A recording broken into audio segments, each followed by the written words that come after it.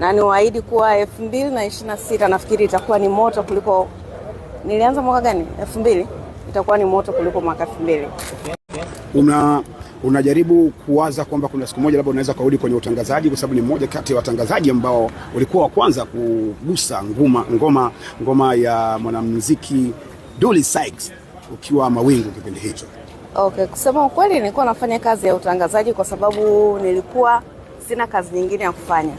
Lakini utangazaji sio kitu ambacho kiko ndani yangu, au sio kitu ambacho ndio maisha nilichagua kuwa. Ilikuwa ni njia ya kupita. Kuna siku tunaweza kumwona Lady JD akiwa na rap kama zamani, tofauti na sasa hivi kwenye kuimba? Mbona hata kwenye hizi album zingine zilizotoka hivi karibuni nimerap. Kwa hiyo zipo nyimbo ambazo huwa nachanganya pia. Na rap, na imba. Tutegemee nini? Tutegemee package ya namna gani kwenye show ya Valentine kutoka kwa Lady JD? Kubwa, nzuri, mapenzi, masikitiko, furaha na kila kitu. Kuna siku nyingine inaweza ikachukua dakika 10, ikachukua siku moja, ikachukua wiki, na inaweza ikachukua miaka mpaka kupata wimbo. Kwa hiyo inategemea huko katika hisia zako ziko katika hali gani. Lakini hamna formula kuwa inachukua kipindi hiki kumaliza wimbo.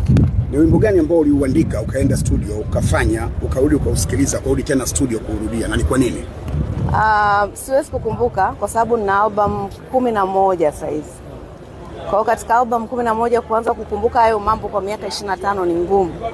Isipokuwa niwaambie tu kuna project nyingine mpya ambayo inakuja kuanzia mwezi wa 3.